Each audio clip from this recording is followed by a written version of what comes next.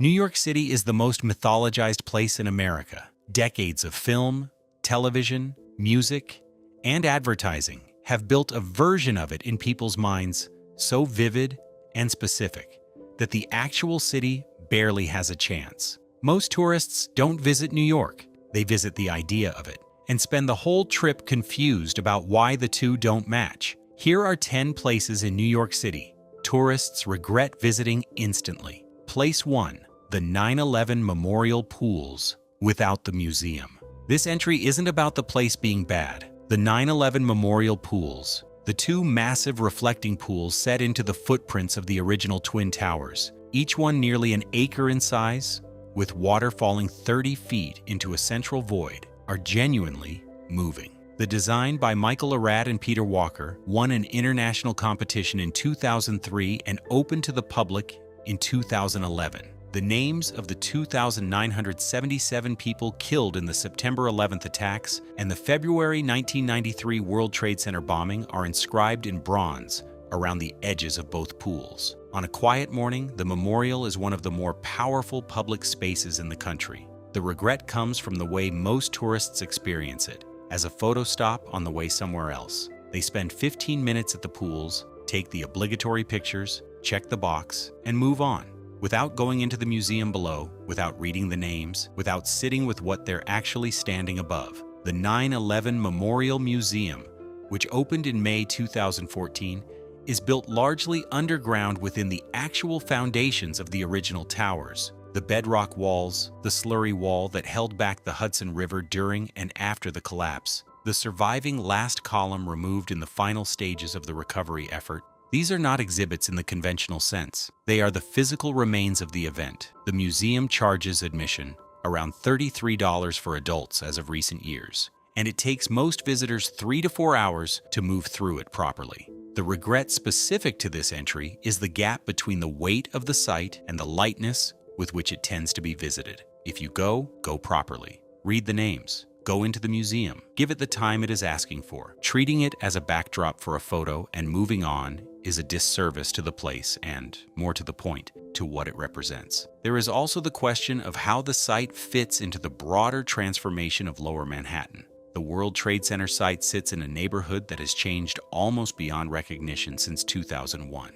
The residential population of the financial district has grown substantially. The Oculus Transit Hub, designed by Santiago Calatrava, opened in 2016 at a cost of nearly $4 billion, and the surrounding blocks have developed in ways that would be unrecognizable to anyone who knew the area in the 1990s. The memorial and the museum exist within that commercial and architectural rebuild, which makes the act of visiting them more layered than a simple pilgrimage to a site of loss. New York processes its grief publicly and continues building around it simultaneously. The 9/11 site captures that tension in a way that rewards attention rather than a glance. Place 2. Times Square. Times Square draws roughly 50 million visitors a year, making it the most visited tourist destination in the United States. It is also, by a significant margin, the place New Yorkers are most baffled that anyone voluntarily spends time in.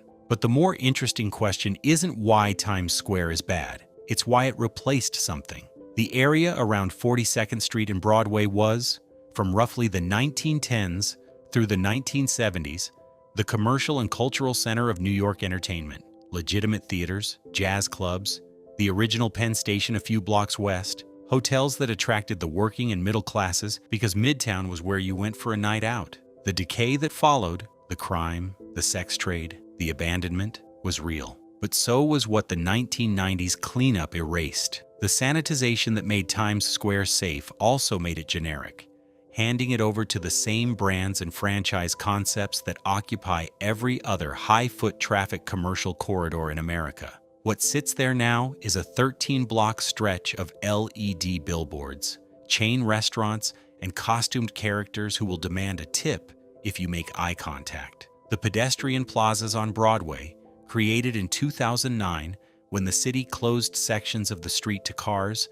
function primarily as staging areas for the costumed character economy. The restaurants charge prices calibrated to people who won't be back. The shops sell things you can buy at home. Broadway, the actual theater district, begins at the southern edge of this zone, and the theaters themselves are worth your time. But the theaters are distinct from Times Square as a place. You walk through to reach them. You walk out afterward and keep moving. That is the correct relationship to have with Times Square. A thoroughfare, not a destination. I've lived here 20 years, and I don't think I've voluntarily walked through Times Square in 15 of them. A sentiment so common among New Yorkers, it has practically become a cliché. Walk through once at night, look up at the signs, and keep moving. 30 minutes is generous. Worth understanding what was lost, too.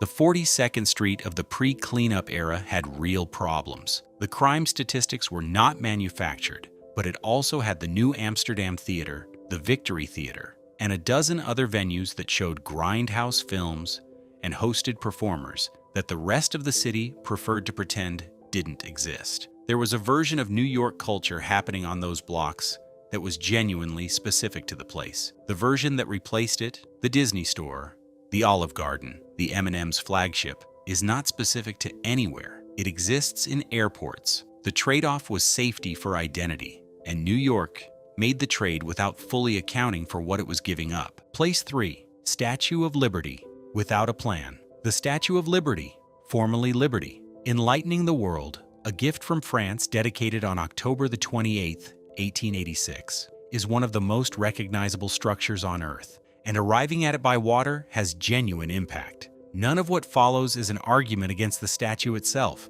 The problem is logistical, and it is severe. The only public access to Liberty Island is the Statue of Liberty Ferry, operated by Statue Cruises from Battery Park in Lower Manhattan. On busy days, the majority of days from spring through fall, the line for the ferry runs 2 hours or more.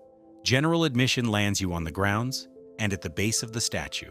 Getting inside the pedestal or to the crown requires separate timed tickets that sell out weeks and sometimes months in advance. Most tourists show up without having booked them, stand in line for 2 hours, arrive on the island, and find themselves looking at the outside of a monument they've just spent the better part of a morning reaching. Ellis Island is included in the ferry ticket and is the more substantive historical experience of the 2 stops. The National Museum of Immigration there is genuinely excellent. The registry room alone, where millions of immigrants were processed between 1892 and 1954, is one of the more emotionally resonant spaces in the country. The American Family Immigration History Center holds records of over 65 million people who passed through the port of New York between 1820 and 1957. Many visitors find records of their own families there. It takes 3 hours to go through properly. Most tourists give it 45 minutes after spending their energy on the statue. The smartest version of this trip, book crown or pedestal tickets months ahead if you want to go inside, treat Ellis Island as the primary destination and the statue as the secondary one, and allocate a full day. Anything less, and you're fighting the logistics the whole way. It's also worth knowing that the view of the Statue of Liberty from the water, which is genuinely the most striking angle, is available for free on the Staten Island Ferry, which runs continuously from the Whitehall Street Terminal in Lower Manhattan and passes within a few hundred yards of the statue. If your interest is primarily visual, the ferry ride gives you the image without the 2-hour queue. The experience of standing on Liberty Island next to the statue is a different one, and for people who want that proximity, it's worth planning properly. But treating the ferry as the alternative and the island visit as an optional commitment, depending on how much time you've actually budgeted, is a reasonable approach that many tourists arrive at too late. Place 4, One World Trade Center Observatory. One World Observatory opened in May 2015 on floors 100 through 102 of the tallest building in the Western Hemisphere. The views on a clear day are legitimately extraordinary. 50 miles in every direction, the full geometry of Manhattan laid out below. The building's height, 1,776 feet, was a deliberate reference to the year of American independence. The ambition embedded in the structure is real. Adult admission runs around $42, not including the various add-on experiences the attraction upsells at the ticket stage. The weather problem, which is significant in New York, is worth flagging.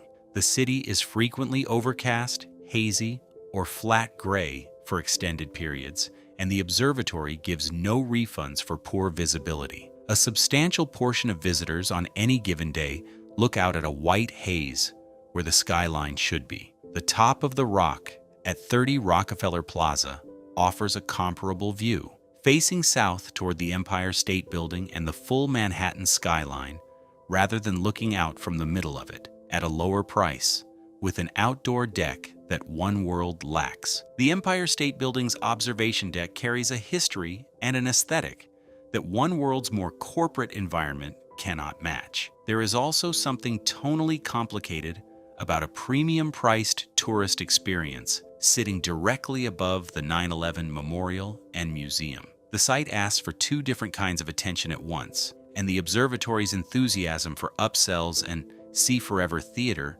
experiences sits uneasily against what happened on the ground below it. That tension doesn't mean the observatory is wrong to exist. It does mean visitors who haven't thought about it in advance often find themselves processing something they weren't prepared for. Place 5.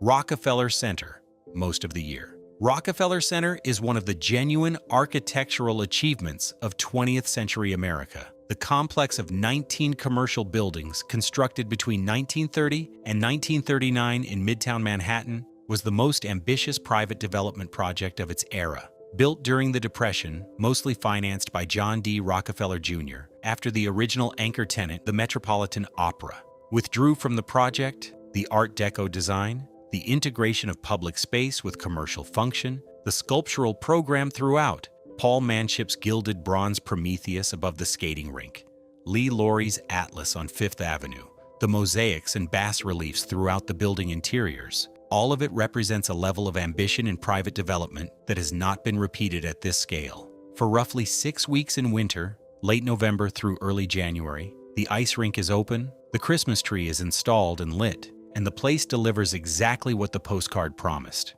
During that window, the crowds are worth it. The other 10.5 months, the Sunken Plaza is an outdoor patio for a restaurant. Tourists who arrive in July expecting the Christmas card and find tables with umbrellas tend to experience a very specific kind of deflation. The buildings are still impressive. The lobby of 30 Rockefeller Plaza has details that most people walk through without registering. But without the holiday infrastructure, the plaza itself is just a plaza. The top of the Rock Observatory, on the 67th through 71st floors of 30 Rock, is a legitimate experience year-round and offers one of the best views of Central Park from above. The NBC Studios tour operates here for those with a specific interest. The complex as a whole rewards people who come knowing what they're looking at and leaves everyone else wondering what the trip was for. Place 6. The High Line on a weekend afternoon. The High Line is a genuinely good idea executed with care. A 1.45-mile elevated linear park built on a disused freight railroad on Manhattan's west side, running from Gansevoort Street in the Meatpacking District north to 34th Street near Hudson Yards. It opened in phases between 2009 and 2014 and is a real achievement in urban design. The landscaping is thoughtful, the art installations along the route are frequently excellent, and the elevated perspective on the surrounding neighborhood gives you a view of the city that genuinely can't be replicated at street level. But there is a version of the High Line's success that has become its own problem. The park's opening accelerated gentrification along the West Side corridor so dramatically and so rapidly that it has become a case study in urban planning with unintended consequences. Rents in the surrounding Chelsea and Hudson Yards neighborhoods rose sharply in the years following the park's opening. Long-term residents and the small businesses that served them were priced out. The park improved the neighborhood in one sense and displaced large parts of it in another. That context doesn't make the High Line a bad place to walk. It makes it a more complicated one than the design awards and the tourism numbers suggest. What it replaced, the working-class industrial character of the West Side, is gone, and the luxury development that followed is not incidentally related to the park's existence. On a practical level, go on a weekday morning or in autumn or winter when the crowds thin dramatically. Weekend afternoons in summer turn the walkway, narrow in sections with no escape route, into a slow-moving human traffic jam. The northern stretch between 23rd and 30th Streets is consistently less crowded and has some of the better landscape design on the route. The High Line's story also raises a question that applies to other entries on this list. What does a city lose when it improves a neighborhood in ways that price out the people who lived there? The West Side below 30th Street was not a pleasant or particularly livable area in the 1990s. The transition from that to what it is now involved real gains. But the families, the small manufacturers, the less glamorous businesses that occupied the buildings along the route, they didn't benefit from the park. They were displaced by the increase in property values it generated. That's not a reason to oppose urban parks. It is a reason to think carefully about who public improvements are actually for and who ends up paying for them in ways that don't show up in the press releases. Place 7. Madame Tussauds, New York. The original Madame Tussauds in London has a history going back to the late 18th century. Marie Tussaud herself created death masks during the French Revolution, survived the terror, and spent decades building her collection before her death in 1850. The London institution carries genuine historical weight. The New York branch, which sits on 42nd Street in Times Square, carries the name and none of the history. It is a series of themed rooms with wax figures of celebrities, athletes, and political figures designed primarily as a photo experience. Adult tickets run around $40. The figures range from technically impressive to mildly unsettling in ways the designers presumably did not intend. The specific problem is the opportunity cost. Madame Tussauds has locations in London, Amsterdam, Berlin, Dubai, Las Vegas, and more than 20 other cities. Whatever time you spend there is time not spent somewhere that exists only in New York. The Metropolitan Museum of Art charges comparable admission and contains one of the greatest collections of art and artifacts on Earth. The American Museum of Natural History has been operating continuously since 1869. The Frick Collection, housed in the former Fifth Avenue mansion of industrialist Henry Clay Frick, is one of the finest small museums anywhere. All of them are in the same city. None of them can be found anywhere else. It's a perfectly fine way to spend 2 hours if you have absolutely no interest in being in New York. A review that is harsh but not entirely unfair. The deeper issue with paid attractions like Madame Tussauds, and with the general cluster of similar experiences around Times Square, from escape rooms to immersive experience venues to the various themed entertainment concepts that have multiplied in the area over the past decade, is that they are selling a controlled, predictable, climate-controlled substitute for the city itself. New York is not controlled or predictable, and that is precisely the thing worth experiencing. The decision to spend several hours and $40 inside a building to avoid the city that surrounds it is, in the truest sense, the wrong call. Place 8. The TKTS booth, Times Square location. The TKTS booth, operated by the Theater Development Fund, is a legitimate service. Same-day and next-day Broadway and off-Broadway tickets at genuine discounts of 20 to 50%. The discounts are real and the service works. The problem is that most tourists default to the Times Square location, which almost always has the longest line, when two alternatives exist that offer identical inventory with a fraction of the wait. The TKTS booth at the South Street Seaport on Fulton Street runs the same discounts and typically has a dramatically shorter queue. The Lincoln Center location on the Upper West Side sells matinee tickets for same-day performances. Neither gets the foot traffic of the Times Square booth, which means neither has the lines. Beyond the location issue, the selection at TKTS reflects what hasn't sold through regular channels. The most in-demand shows don't discount because they don't need to, and they sell out at full price. What appears at TKTS is a mix of solid, long-running productions with open inventory, newer shows building an audience, and occasionally something genuinely excellent that's been undersold for reasons unrelated to quality. The TKTS app and website show available inventory before you commit to a queue, which makes the whole process considerably more rational than standing in line and hoping. For a specific show, buy in advance through the box office. For flexibility and a discount, TKTS works, just from the right location, and with realistic expectations about which shows will be available. Place 9. The Brooklyn Bridge, pedestrian walkway peak hours. The Brooklyn Bridge is worth the visit. Opened in May 1883 after 14 years of construction, it was the longest suspension bridge in the world at the time and remains one of the more beautiful pieces of engineering in the city. The granite towers rise 276 feet above the water.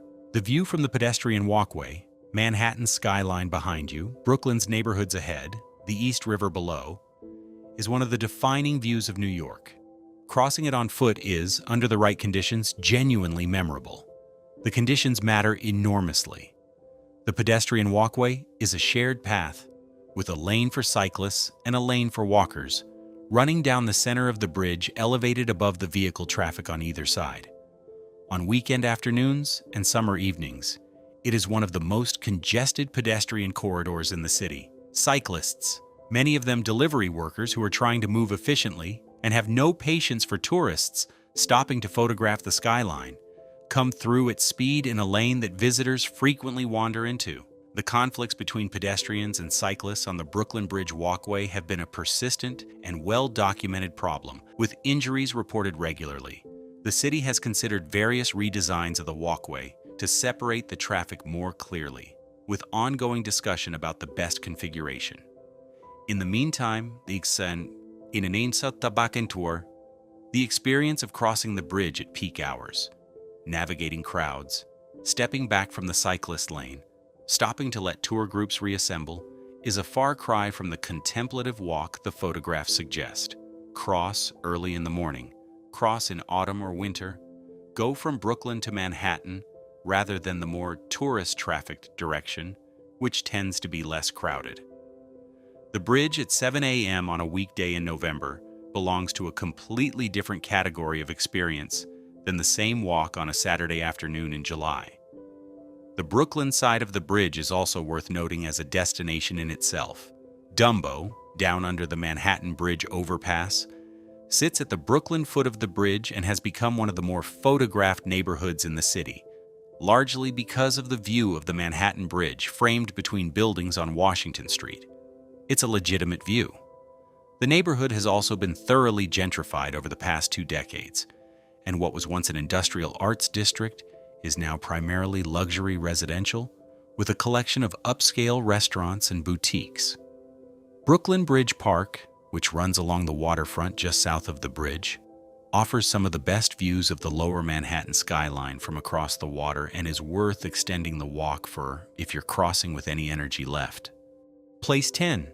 The Vessel at Hudson Yards. The Vessel opened in March 2019 as the centerpiece public structure of Hudson Yards, the $25 billion mixed-use development on Manhattan's far west side, built largely on a platform over the active rail yards leading into Penn Station. The structure itself, 154 interlocking staircases, 2,500 steps, 80 landings, rising 16 stories, was designed by British designer Thomas Heatherwick and built at a cost of approximately $200 million. It is technically impressive and visually distinctive. It photographs well. The regret associated with the Vessel runs deeper than logistics. Since its opening, 4 people have died by suicide there, leading to its temporary and then extended closure in 2021.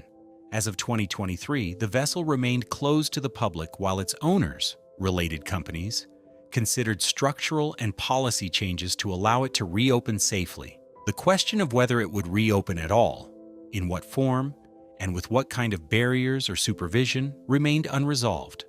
But beyond the specific tragedy of the deaths, the Vessel sits at the center of a development that many critics and urban planners have argued represents a particular kind of failure in contemporary city-making. Hudson Yards was built with enormous tax incentives, billions of dollars in city and state subsidies, and was designed primarily for luxury residential and commercial tenants.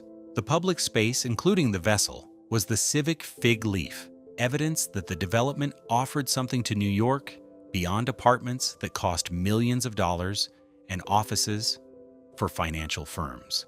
The result is a public square that feels like a corporate campus. The shops at Hudson Yards, the attached mall, sells the same luxury brands as everywhere else. The neighborhood has no street life in the traditional New York sense.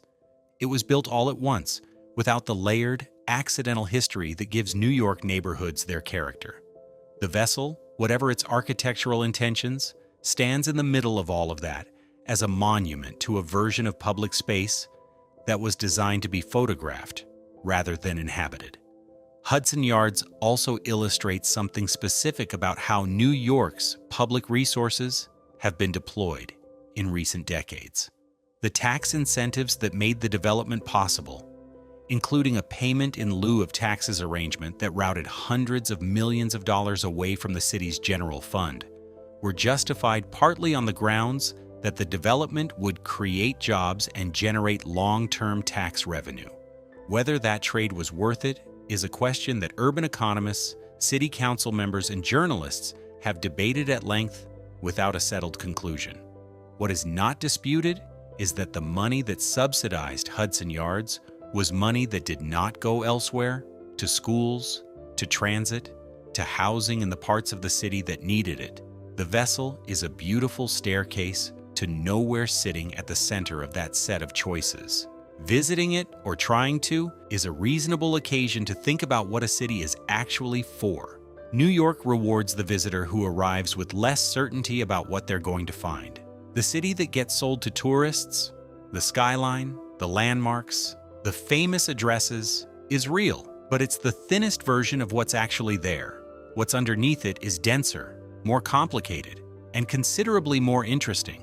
The neighborhoods that don't appear on itineraries. The food in Flushing, Queens, which represents a breadth of Chinese regional cuisine that rivals anything outside China itself. The reading rooms of the New York Public Library on Fifth Avenue, which are free to enter and among the most beautiful interiors in the country. The ferry to Governor's Island in the summer, which gives you Lower Manhattan from the water and a largely crowd-free park on a small island that most tourists have never heard of. The stretch of the elevated subway on the N, Q, or R train crossing the Manhattan Bridge, which gives you the East River and the skyline for free, from a moving train in about 45 seconds. The city has been through more than most places. Financial collapse, epidemics, political dysfunction, the kind of loss that reshaped entire neighborhoods permanently. It has also rebuilt, reinvented, and continued being ungovernable and extraordinary in roughly equal measure. The version of New York that gets sold to tourists captures almost none of that. The version you find when you stop following the list captures almost all of it. None of that has a marketing budget. None of it needs one. It's just New York, doing what it does when nobody's trying to sell it to you. If this helped you think differently about your trip, hit like and subscribe. More coming on cities that have more to offer than their famous faces. See you in the next one.